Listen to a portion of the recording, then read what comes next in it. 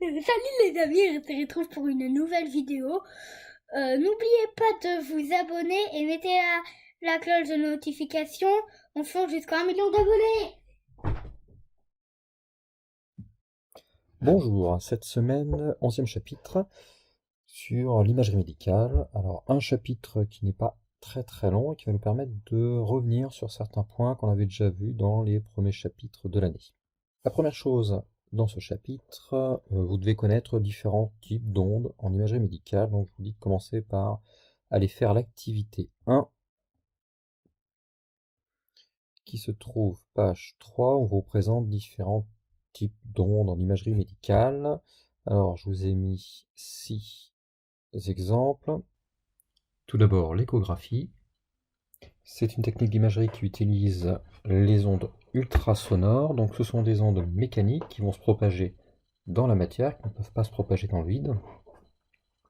On envoie ces ondes ultrasonores à l'intérieur du corps. Elles vont rebondir différemment sur les différentes parties. On va récupérer l'onde qui aura rebondi, qui nous donnera des informations sur ce qu'il y a dans le corps. Donc c'est traduit en images. Cette première imagerie est différente des autres en ce qu'elle utilise un type d'onde très différent. Les 5 autres vont utiliser non pas des ondes mécaniques, mais des ondes électromagnétiques, c'est-à-dire des rayonnements. Donc les 5 autres, IRM, thermographie, endoscopie, radiographie, scintigraphie. On va voir très rapidement les différences entre ces différentes techniques. IRM du cerveau, imagerie par résonance magnétique, on va utiliser un champ magnétique et des ondes radiofréquences pour faire une image 3D de l'intérieur du corps. Il y a une partie du cours qui détaille un petit peu cette technique, donc je reviendrai dessus après. Technique suivante, la thermographie. La thermographie consiste à récupérer le rayonnement infrarouge émis par les corps. Le rayonnement émis par un corps dépend de sa température et ça va nous permettre d'avoir une image de la température du corps. Pareil que pour l'IRM, ce sera détaillé un petit peu plus dans le cours. Technique suivante, l'endoscopie digestive. Alors là, ça utilise le rayonnement visible. On envoie une caméra dans le corps du patient. Technique suivante, la radiographie pulmonaire. Ça utilise toujours des ondes électromagnétiques, cette fois-ci dans le domaine des rayons X. On prend une photo, on regarde les rayons X on récupère les rayons X qui ont traversé le patient et ils sont plus ou moins arrêtés sur différentes parties du corps. Ils sont arrêtés par les os, par exemple, donc on a une image des os. Et la dernière technique, la scintigraphie. Alors, c'est une technique qui sera détaillée dans un chapitre suivant sur la radioactivité. Le principe de la scintigraphie est d'envoyer dans le corps du patient un élément radioactif, qui n'est pas dangereux, mais qui émet un rayonnement qu'on peut repérer. Et cet élément radioactif que l'on voit dans le corps va aller se fixer sur certaines zones du corps, celles qu'on veut voir, et ça permet d'avoir une image de ces zones-là du corps. Cet élément va émettre son rayonnement pendant quelques minutes, quelques heures, et se désintégrer naturellement et disparaître. C'est une technique qui est sans danger et qu'on détaillera dans un autre chapitre. À se souvenir pour ça, les deux types d'ondes, mécaniques pour l'échographie et électromagnétique pour toutes les autres, et celle qu'on étudiera particulièrement dans ce chapitre, c'est l'IRM et la thermographie. La correction de l'activité 1 est disponible dans le NT. Voilà, je vous l'ai mise là. Je reviens au début. On détaille un petit peu la thermographie, le fonctionnement de la thermographie. C'est une technique qui est basée sur le fait que chaque corps émet un rayonnement électromagnétique qui va dépendre de la température de ce corps. Le corps humain, lui, émet dans l'infrarouge. Le soleil, lui, émet principalement dans le visible. On va utiliser le spectre d'émission d'un corps noir. Alors, un corps noir, c'est un modèle idéal pour un corps chauffé. Et il s'avère que le Soleil, par exemple, colle bien à ce modèle-là. Vous devez savoir utiliser le genre de graphique que vous avez là, avec le rayonnement d'un corps noir à différentes températures. Vous avez représenté l'intensité, donc l'unité arbitraire, c'est l'intensité du rayonnement, ce qui est plus ou moins fort, en fonction de la longueur d'onde du rayonnement. Et vous l'avez pour des corps à différentes températures. Nous allons prendre l'exemple d'un morceau de fer que l'on va chauffer. Alors, à température ambiante, le fer, initialement, il n'émet pas de lumière visible et il va émettre un petit peu de lumière dans l'infrarouge, ici. Si vous chauffez votre fer, il va commencer à devenir rouge. Il va émettre de la lumière, ici, comme dans la courbe A, pour un corps à 3000 Kelvin. Il va commencer à devenir rouge. Il émet de la lumière, ici. Si vous continuez à le chauffer encore plus, vous allez voir deux phénomènes. Premier phénomène, il va émettre de plus en plus de lumière, il va devenir de plus en plus brillant. C'est ce qu'on peut voir sur la courbe ici. Elle monte plus haut, l'intensité lumineuse est plus élevée, ça envoie plus de rayonnement. Et en chauffant plus fort, on peut le chauffer à blanc. Il peut commencer à émettre une lumière blanche. C'est le cas du corps à 4000 Kelvin. On voit qu'il émet du rouge jusqu'au violet, toutes les couleurs du spectre visible, donc il émet une lumière qui va paraître blanche. On a vu deux phénomènes. Premier phénomène, quand la température du corps augmente, la puissance rayonnée augmente. Deuxième phénomène, le maximum d'émission, qui était ici à 3000 Kelvin, est passé ici. Le maximum d'émission, c'est la longueur d'onde pour laquelle l'intensité lumineuse émise est maximale. Donc ce maximum d'émission est passé ici de 1250 nanomètres à ici 900 nanomètres. Donc la longueur d'onde du maximum d'émission a diminué. Il y avait une coquille dans mon cours que je viens de corriger, j'avais marqué augmente à la place de diminue. Donc je vois que ce maximum, cette longueur d'onde du maximum d'absorption, elle diminue bien quand la température du corps augmente. Attention, une chose très importante, ce longueur d'onde du maximum d'absorption, on le note lambda max, donc c'est la longueur d'onde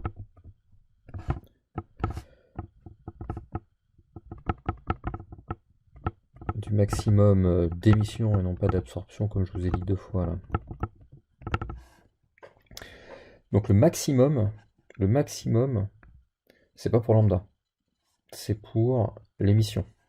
Donc attention à ça, lambda max, c'est pas le lambda max, c'est le lambda pour lequel l'émission est max.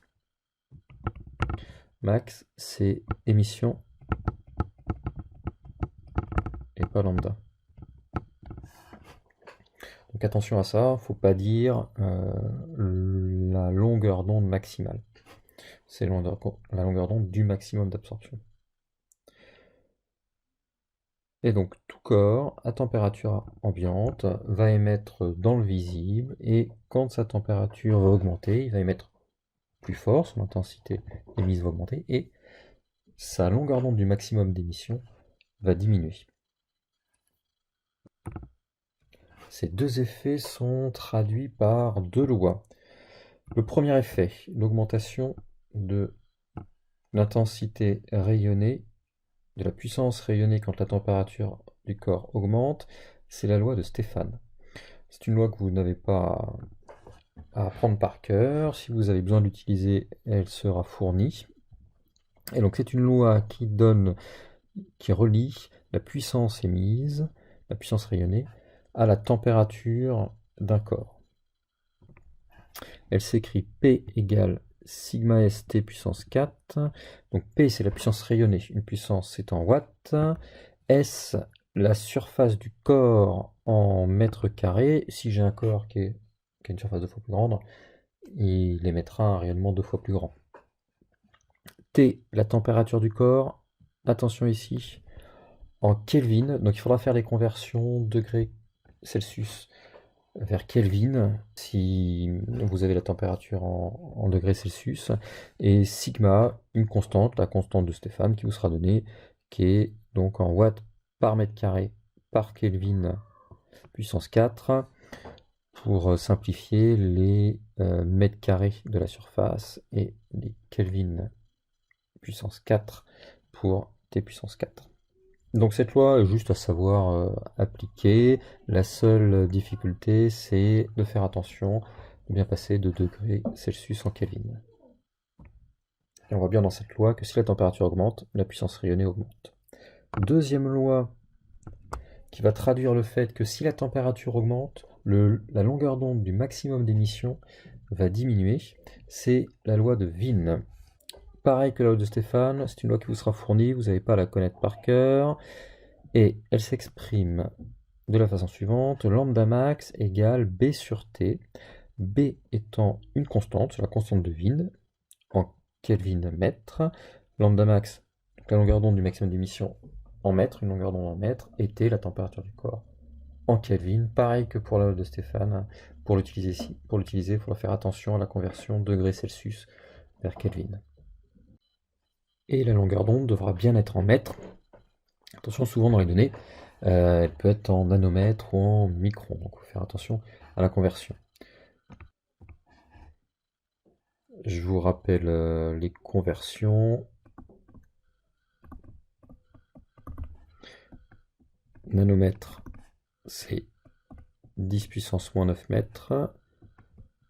Micron, 10 moins 6.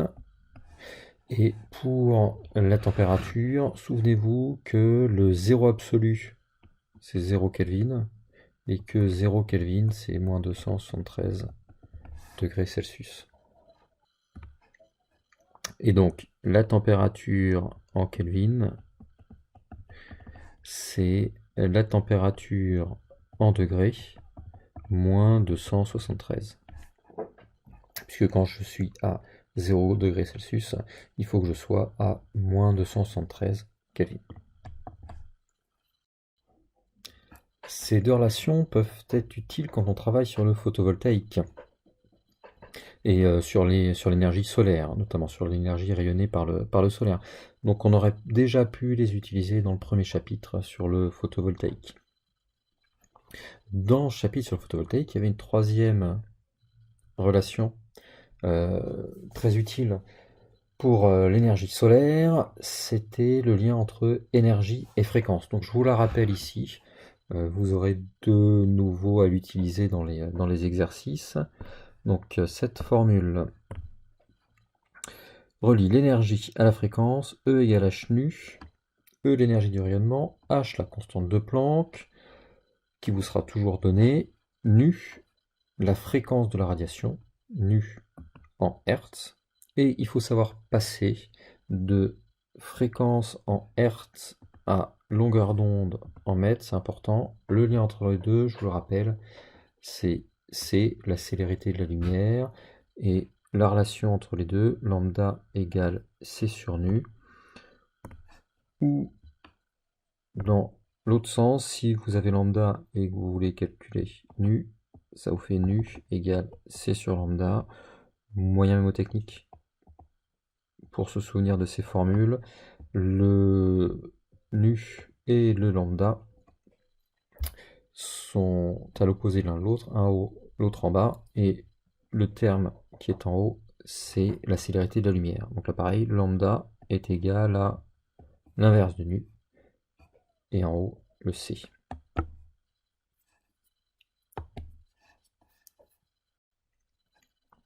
Partie suivante maintenant, quelques détails sur l'IRM, l'imagerie par résonance magnétique. Je vous demande de commencer par faire l'activité 2. Pareil, elle est corrigée dans le document complété que je vous ai mis dans le NT. Pour résumer rapidement, l'imagerie par résonance magnétique va utiliser un champ magnétique très intense qu'on peut obtenir grâce à des bobines en aimants supraconducteurs. Le fait qu'il soit supraconducteur, ça permet de faire passer un courant gigantesque dedans sans qu'il y ait d'effet Joule, parce que les supraconducteurs sont des matériaux qui n'ont aucune résistance électrique. Donc on a besoin d'un champ magnétique très intense, et on va regarder comment les atomes d'hydrogène du corps réagissent à ce champ magnétique, et ils vont réagir différemment suivant l'environnement dans lequel ils sont. Donc ça va nous donner des informations pour chaque atome d'hydrogène du corps, et il y en a partout, sur son environnement, donc dans quel type de tissu il est. Et ça permet d'avoir une image en 3 dimensions de tous les tissus du corps, de toutes les parties du corps. Donc comme ça fonctionne sur un champ magnétique, il y a certaines choses que vous devez connaître sur le champ magnétique. Tout d'abord, l'unité du champ magnétique, c'est le Tesla, symbole grand T, et pour mesurer un champ magnétique, on va utiliser un teslamètre. Les valeurs courantes de champ magnétique dans un laboratoire, c'est entre 10-4 Tesla et 0,1 Tesla. 0,1 Tesla, c'est un bon champ magnétique. Donc 1 Tesla, ça fait beaucoup. Je vais vous parler maintenant des boussoles qui vont nous donner les moyens de représenter le champ magnétique. Alors dans l'activité 2, normalement, vous avez sur les aurores boréales, sur l'activité sur les aurores boréales, appris des choses sur le champ magnétique terrestre, notamment que le pôle nord géographique est en fait un pôle sud magnétique. Je vais dessiner une boussole qui est également une aiguille aimantée, que je vais représenter comme ça, avec sa partie rouge qui pointe vers le pôle nord géographique. Donc le pôle nord géographique, c'est en fait un pôle sud magnétique. Et donc la partie rouge, c'est le pôle nord de l'aiguille. Et quand mon aiguille, comme ça, pointe vers un pôle sud magnétique, je vais définir le vecteur champ magnétique B comme un vecteur qui est dans le même sens et direction que la boussole, et donc de taille proportionnelle à la valeur du champ magnétique. Donc le champ magnétique est dirigé vers le pôle sud de l'aimant. Donc il va du pôle nord de l'aimant qu'il a créé vers son pôle sud. Maintenant, si je positionne plein de petites aiguilles aimantées, plein de petites boussoles autour d'un aimant, et que je les relie entre elles, je vais dessiner des lignes de champ magnétique. Donc les lignes de champ que vous avez dessinées ici, elles sont tangentes en chaque point au champ magnétique B. Et elles sont dirigées dans le même sens que le champ magnétique B, du nord vers le sud. Quand vous avez une figure comme ça, vous devez être capable de représenter le champ magnétique B en n'importe quel point. Par exemple, si je prends un point ici, le champ magnétique B est tangent à la ligne de champ et dans le même sens que la ligne de champ, donc il est comme ça. Si je me mets ici, il est comme ça, tangent et dans le même sens. Si je le prends ici, il sera comme ça. Le sens des lignes de champ vous est pas forcément donné, vous devez savoir le mettre. Donc ça va du nord vers le sud. Vous connaissez tous les aimants droits qu'on a ici. L'intérêt de ce type d'aimant, c'est que entre les deux armatures, le champ magnétique créé est uniforme. C'est le même à tout endroit entre ces branches. Et je vous rappelle les valeurs classiques du champ magnétique, de quelques dizaines de millitesla pour les petits aimants à 1 Tesla pour les gros aimants. Autre source de champ magnétique, la Terre, c'est un aimant avec le pôle sud proche du pôle nord géographique et le pôle nord proche du pôle sud géographique. Le pôle nord magnétique varie tous les ans. C'est quelque chose qui bouge et il se déplace chaque année. Dernière façon d'obtenir un champ magnétique, c'est d'utiliser un circuit électrique. Tout circuit électrique parcouru par un courant crée un champ magnétique qui va être proportionnel à l'intensité du circuit. La façon la plus efficace de créer un champ magnétique, c'est d'utiliser une bobine, un simple fil qui va s'enrouler sur lui-même, et plus on ajoute de spires, plus le champ magnétique va être intense. Le champ magnétique est uniforme dans la bobine, c'est-à-dire que c'est le même partout à l'intérieur de la bobine. Vu de l'extérieur, la bobine, ça va donner les mêmes figures de champ magnétique que pour un aimant, c'est-à-dire des figures comme ça. Et le champ B va être proportionnel à l'intensité du courant en ampères et au nombre de spires, je vous avais dit, au nombre de spires par mètre. C'est-à-dire que plus je serre les spires, plus mon champ magnétique va être intense. Ça permet de créer des électroaimants. Un électroaimant, c'est une bobine avec à l'intérieur un noyau ferromagnétique qui va augmenter l'intensité du champ magnétique. Donc les électroaimants, eux, ils peuvent avoir des champs magnétiques qui montent jusqu'à 5 Tesla. Une formule que vous pourriez avoir à utiliser, la valeur du champ B dans une bobine, c'est une constante μ0 qui s'appelle la perméabilité du vide, ou encore perméabilité magnétique, donc multiplié par petit n le nombre de spires par mètre.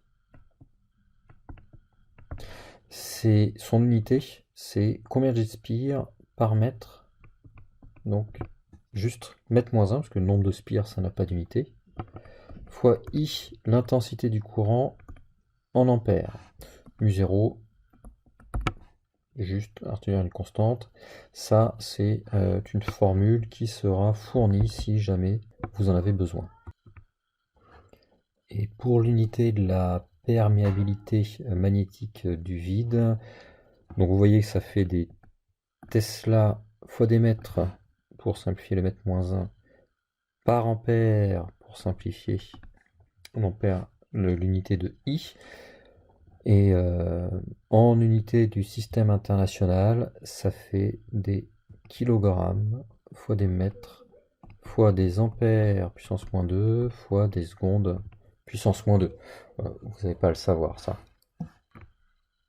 Une dernière remarque sur le fonctionnement des plaques à induction.